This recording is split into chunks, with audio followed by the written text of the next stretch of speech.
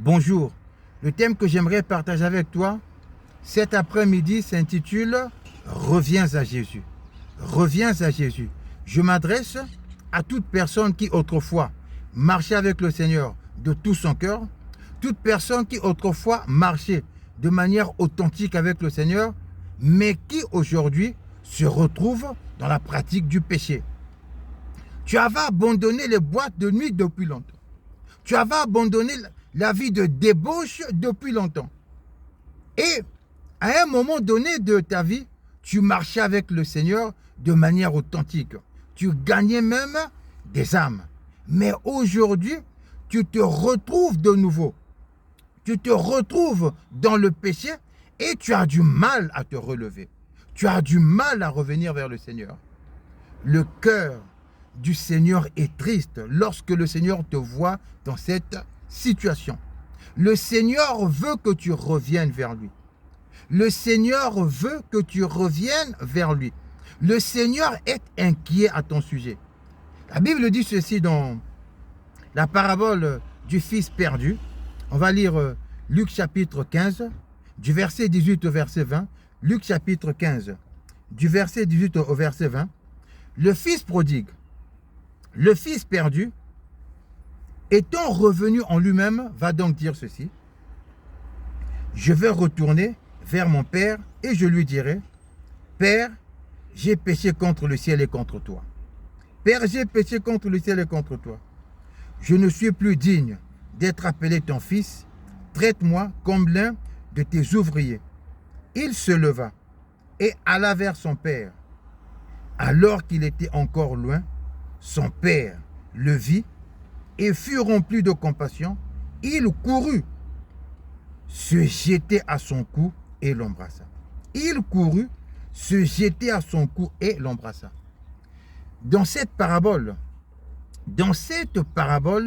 le fils perdu, c'est l'image de celui qui, autrefois, était en communion avec le Seigneur, mais qui, délibérément, avait donc décidé de se détacher du Seigneur et mener une vie qui ne plaise pas au Seigneur.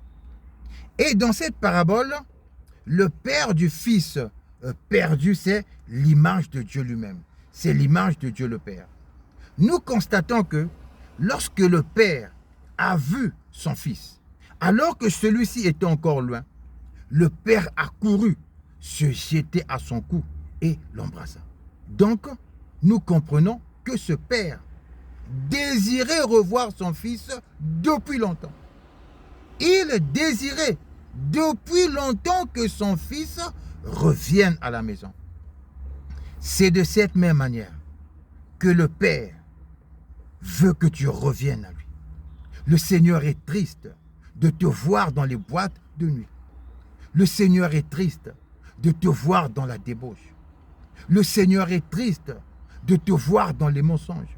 Le Seigneur est triste de te voir dans la cigarette.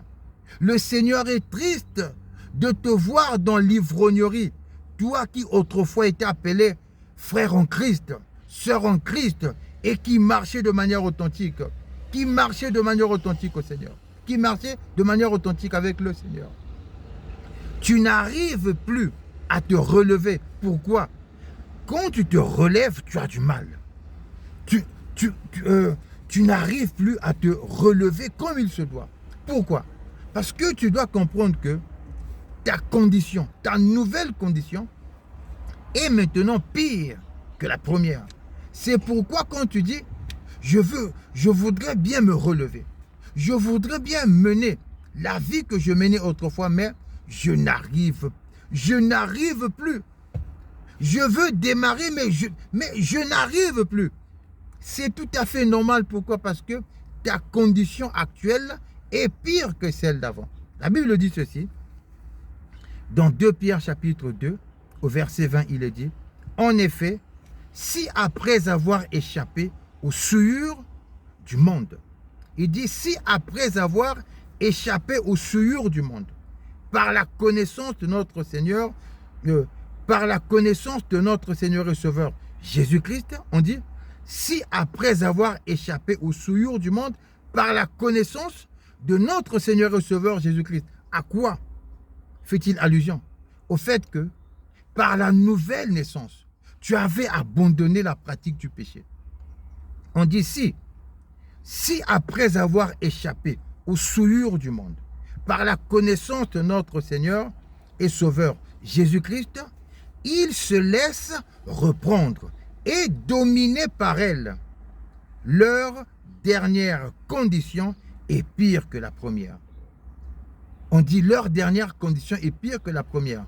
Ce passage parle des chrétiens qui ont rétrogradé, des chrétiens qui sont retournés dans le monde. La Bible dit, si après avoir fait la nouvelle naissance et que suite à cette expérience, tu as marché de manière authentique avec le Seigneur et que à un moment donné de ta vie, tu es regagné par le monde, alors ta dernière condition devient pire que la première. C'est pourquoi les gens disent que, oh mais on ne comprend pas. Ce frère, avant de se convertir, il menait une vie de pécheur, mais à un moment donné, il s'est converti, il marchait correctement, mais depuis qu'il a abandonné les voies du Seigneur, il devient pire. Il devient pire. C'est comme s'il souffrait d'une puberté à l'âge adulte. Il dit, mais comment? Alors que on l'a vu ici, là, il était correct, il marchait de manière authentique. Mais depuis qu'il a abandonné le Seigneur, il devient pire que ce qu'il était avant sa conversion. C'est ça ce que ce passage dit. C'est pourquoi il y a des gens qui, après avoir abandonné la pratique du péché, ils se convertissent à Christ. Ils se convertissent à Christ. Ensuite, à un moment donné de leur vie, par négligence ou par découragement, ils se laissent gagner de nouveau par le monde et ils deviennent pires que ce qu'ils étaient avant leur conversion. Donc, si avant sa conversion, il allait avec 2 femmes, et ensuite il s'est converti, il a éliminé tout ça, et au moment où il chute, le voilà maintenant avec 10 femmes, avec 15 femmes, sa condition devient pire que celle d'avant. Et il a du mal. Il a du mal à se relever. Pourquoi? Parce que le péché a atteint en lui des proportions beaucoup plus importantes que celles d'avant. C'est pourquoi on dit ici, en effet, si après avoir échappé aux souillures du monde, si après avoir échappé aux souillures du monde, par la connaissance de notre Seigneur et Sauveur Jésus-Christ, il se laisse reprendre et dominer par elle. Se laisse reprendre par les souillures et dominer par elle. À l'époque, avant ta conversion, tu finissais 3 bouteilles. 3 bouteilles d'alcool ou 4 bouteilles. Et avec 4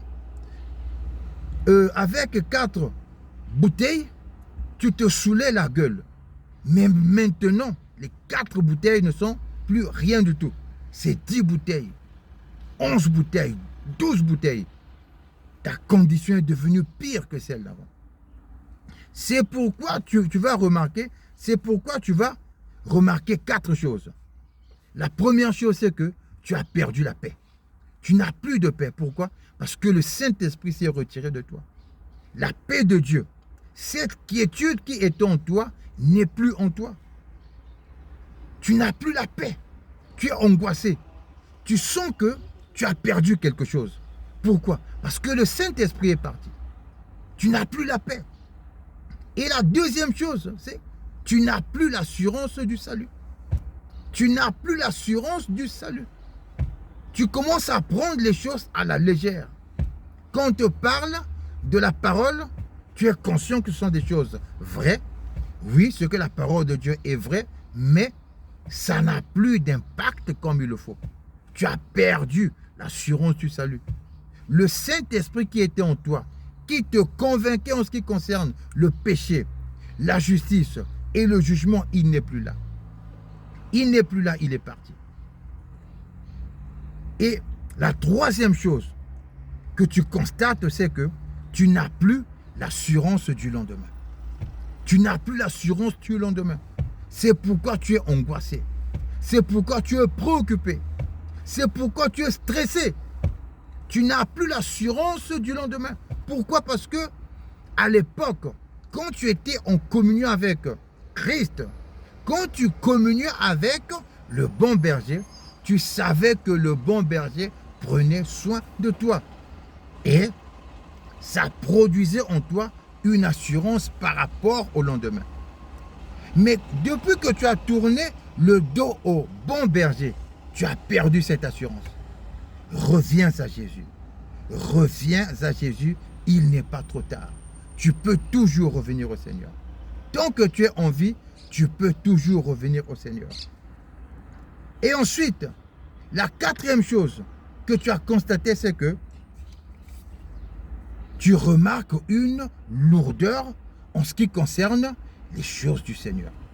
Tu remarques une lourdeur. Tu es conscient que le Seigneur est réel. Tu es conscient que la parole dit la vérité. Tu es conscient que l'évangile est vrai. L'évangile dit la vérité. Mais quand on te parle des choses du Seigneur, quand on t'invite à l'église, quand on t'invite à la prière, quand on te dit d'écouter les enseignements ou les prédications, tu n'y prends plus plaisir comme avant. Tu sens la lourdeur. Tu sens la lourdeur. Pourquoi?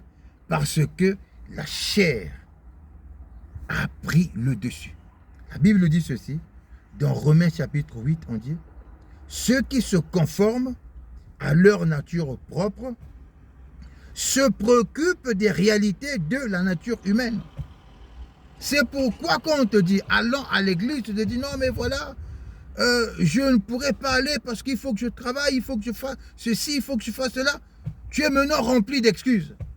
Tu es maintenant rempli d'excuses. Non, il faut que je fasse ceci, il faut que je fasse cela. Quand on t'invite vers les choses du Seigneur, tu as toujours des excuses. Tu as toujours des excuses. Pourquoi? Parce que tu es beaucoup plus préoccupé pour des choses qui concernent le monde. La Bible dit, ceux qui se conforment à leur nature, on dit, ceux qui se conforment à leur nature propre se préoccupent des réalités de la nature humaine. Se préoccupent de la réalité de la nature humaine. C'est pourquoi tu n'as plus, ça ne te dit plus rien du tout de zapper l'église et d'aller faire un boulot.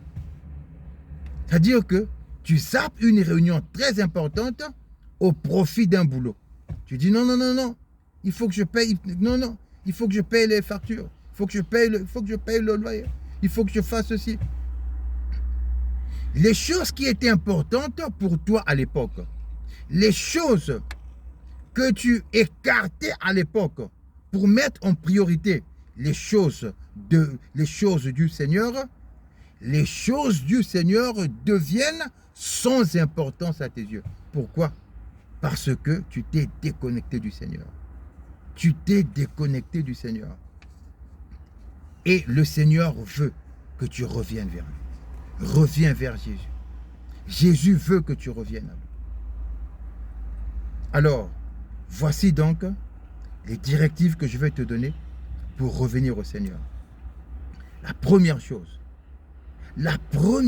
que tu dois faire pour revenir au Seigneur, si vraiment tu veux revenir au Seigneur de tout ton cœur, il faut d'abord que tu sois conscient de ta condition de misérable devant Dieu et de revenir à lui. Il faut que tu sois conscient. Il faut que tu sois conscient que tu es devenu un misérable devant Dieu. Que tu es devenu un misérable devant Dieu et que tu prennes la décision de manière déterminée de revenir au Seigneur. La Bible dit ceci dans Jacques chapitre 4. Dans Jacques chapitre 4. Dans Jacques chapitre 4, il est dit ceci. Jacques chapitre 4, du verset 8 au verset 10, il est dit, approchez-vous de Dieu et il s'approchera de vous. Donc le Seigneur veut que tu t'approches de lui. On dit, approchez-vous de Dieu et il s'approchera de vous. Nettoyez vos mains, pécheurs, purifiez votre cœur, hommes partagés. Ayez conscience de votre misère. Tu entends? Ayez conscience de votre misère. Donc il faut que tu dises, tel que je suis là, et que je vais dans les boîtes de nuit, et que je suis dans la débauche, dans le mensonge, dans ceci, je suis vraiment un misérable devant Dieu. Je suis vraiment un misérable devant Dieu. Seigneur, je te demande pardon. Seigneur, pardonne-moi pour cette mauvaise vie que je mène devant toi. Seigneur, je ne veux pas être un chrétien hypocrite. Je veux être vrai devant toi, Seigneur. Je veux être vrai devant toi, Seigneur. Seigneur, aide-moi à ne pas être hypocrite. Parce que toi, tu connais toutes choses. Tu sondes les cœurs et les reins. La Bible dit, ayez conscience de votre misère, soyez dans le deuil et dans les larmes, que votre rire se change en deuil et votre joie en tristesse. On fait allusion ici à l'attitude de repentance. L'attitude de repentance, on dit, humiliez-vous devant le Seigneur et il vous élèvera. On dit, humiliez-vous devant le Seigneur et il vous élèvera. Donc, il faut confesser tes péchés. Donc, quand c'est comme ça, je dois confesser mes péchés. Je dois reconnaître devant Dieu que je suis en train de mener une mauvaise vie. Lui demander pardon. Lui demander pardon. Lui demander de l'aide. Et la deuxième chose que je dois faire, c'est je dois éliminer les mauvaises compagnies. Les mauvaises compagnies. Ces personnes qui te disent, allons à tel endroit, je connais telle boîte. Je veux te passer le numéro de la go. Je connais la go en question. Je te file le numéro. Non, mais c'est... Non, mais... Oh, la petite question, casse-toi. C'est ça, les mauvaises compagnies dont il faut se débarrasser. La Bible dit ceci, dans 1 Corinthiens chapitre 15, au verset 33, il est dit, ne vous y trompez pas, les mauvaises compagnies corrompent les bonnes mœurs.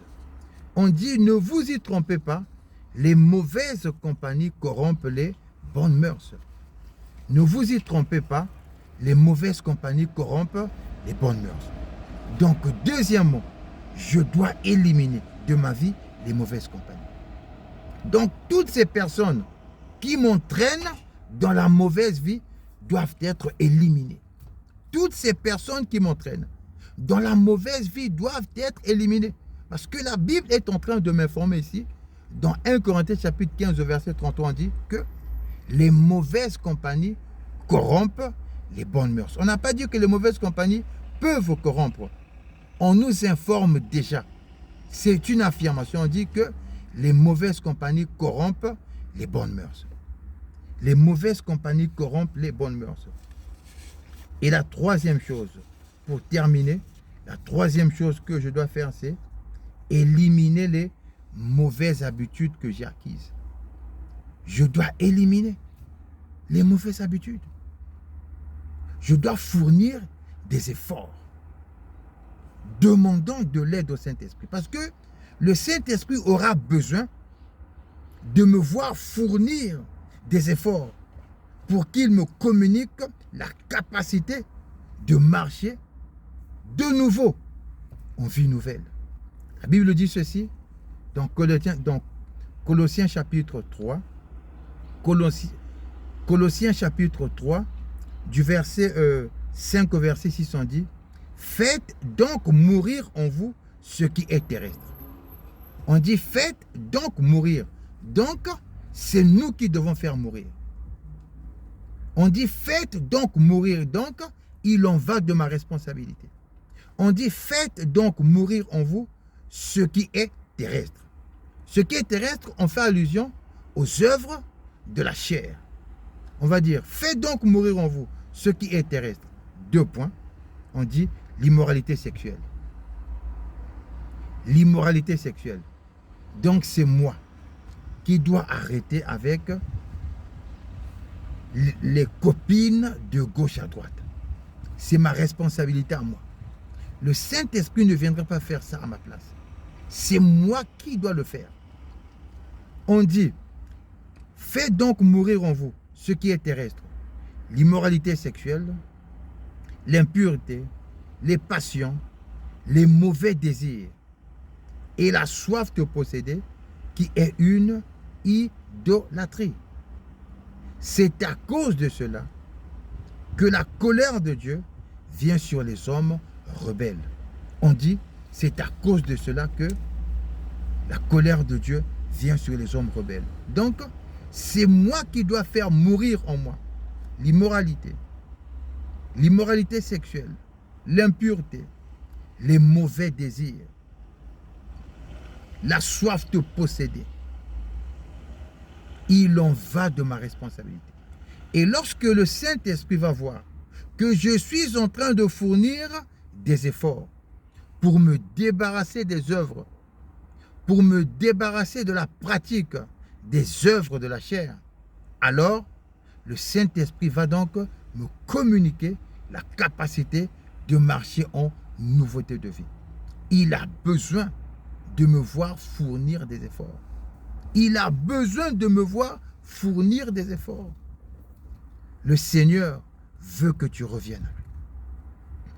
Le Seigneur veut que tu reviennes à lui. Il ne veut pas que tu sombres dans la perdition. Il veut que tu reviennes à lui et que tu marches encore avec lui comme à l'époque. Que Dieu te bénisse.